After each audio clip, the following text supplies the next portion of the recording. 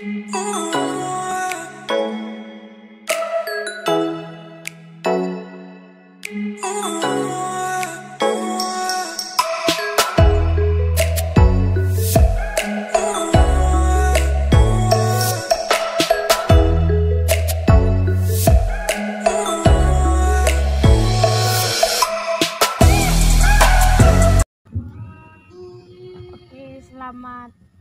pagi buat kita semua. Perkenalkan, nama saya Laina Dosmauli Tumanggar, Prodi Manajemen Pendidikan Kristen semester 3 Grup A. Di sini saya akan mensosialisasikan tentang Peraturan Menteri Pendidikan Nasional Republik Indonesia Nomor 19 Tahun 2007 tentang standar pengelolaan pendidikan oleh Satuan Pendidikan Dasar dan Menengah. Di sini dalam peraturan ini kita akan membahas tentang ada 5, yaitu 1. Perencanaan program, pelaksanaan rencana kerja, pengawasan dan evaluasi. 4. Kepemimpinan sekolah, dan yang kelima, sistem informasi manajemen. Terlebih dahulu kita akan membahas satu persatu mengenai inti-inti dari peraturan tersebut. Yang pertama kita akan membahas tentang perencanaan program. Dalam perencanaan program tersebut kita harus membahas tentang sekolah itu harus membuat atau menyusun sebuah visi dari sekolah itu, misi dari sekolah tersebut, dan tujuan dari sekolah tersebut, dan rencana kerja sekolah. Dan yang bagian yang kedua kita akan membahas tentang pelaksanaan rencana kerja.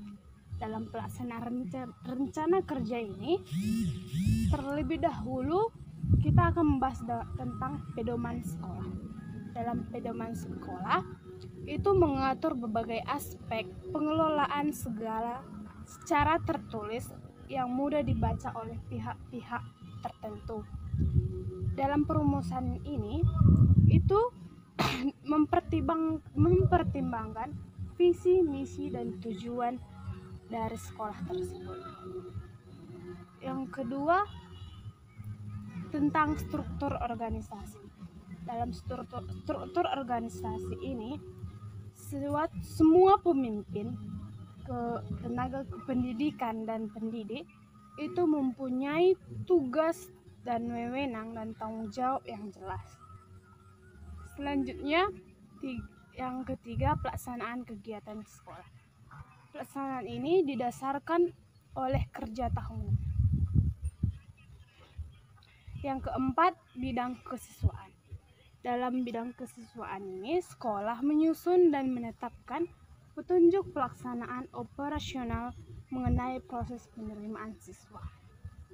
Selanjutnya yaitu bidang kurikulum dan kegiatan pembelajaran. Dalam bidang kurikulum dan kegiatan pembelajaran ini itu harus menyusun yang namanya KTSP.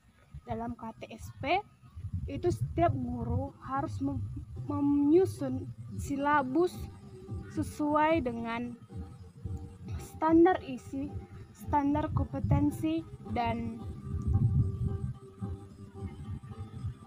panduan penyusunan KTSP. Selanjutnya, penyusunan kalender akademik. Dalam penyusunan kalender akademik itu, sekolah itu menyusun jadwal pembelajaran, tanggal ujian, ulangan, dan hari-hari libur. Yang selanjutnya, yang ketiga, program pembelajaran. Dalam program pembelajaran ini, sekolah itu menjamin mutu kegiatan pembelajaran untuk setiap mata pelajaran dan program pendidikan tambahan yang dipilihnya. Yang keempat yaitu penilaian hasil belajar peserta didik. Dalam ini itu harus berdasarkan atau disesuaikan dengan standar penilaian pendidikan. Dan yang kelima, peraturan akademik. Dalam peraturan akademik ini, persyaratannya minimal kehadiran peserta didik untuk mengikuti pelajaran. Yang selanjutnya, bagian yang keenam, bidang pendidikan dan tenaga kependidikan. Dalam bidang tenaga kependidikan dan pendidik ini, sekolah itu melakukan penyusunan program pendayagunaan pendidik dan tenaga kependidikan, yaitu memperhatikan standar pendidikan dan tenaga kependidikannya. Selanjutnya, yang ketujuh, yaitu bidang sarana dan prasarana. Dalam bidang sarana prasarana ini, sekolah itu harus memenuhi dan merencanakan dan mendaya-gunakan sarana dan prasarana pendidikan. Yang kedelapan yaitu tentang bidang keuangan dan pembiayaan. Dalam bidang ini, sekolah atau madrasah menyusun pedoman pengelolaan biaya investasi dan operasional mengacu pada standar pembiayaannya. Yang kesembilan, budaya dan lingkungan sekolah. Dalam bidang ini, sekolah itu menciptakan suasana iklim dan lingkungan pendidikan yang kondusif.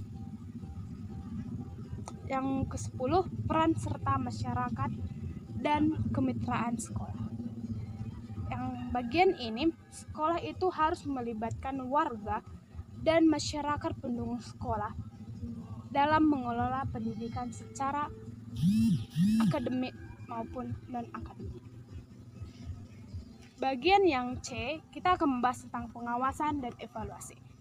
Dalam hal ini, kita akan membahas tentang program pengawasan dan evaluasi diri. Dalam yang pertama itu program pengawasan. Dalam program pengawasan ini, di setiap sekolah menyusun program pengawasan didasarkan pada standar nasional pendidikan, dan program pengawasan disosialisasikan ke seluruh pendidik dan tenaga kependidikannya. Selanjutnya, evaluasi diri. Dalam evaluasi diri ini, sekolah itu harus melakukan evaluasi diri terhadap kinerja sekolah. Dan sekolah juga melaksanakan evaluasi proses pembelajaran secara periodik dan evaluasi program kerja tahunannya secara periodik juga. Selanjutnya, kepemimpinan sekolah. Dalam kepemimpinan sekolah itu dipimpin oleh kepala sekolah dan wakil kepala sekolahnya. Kriteria untuk menjadi kepala sekolah dan wakil kepala sekolah berdasarkan ketentuan dan standar pendidikan dan tenaga kependidikan. Yang E, sistem informasi manajemen.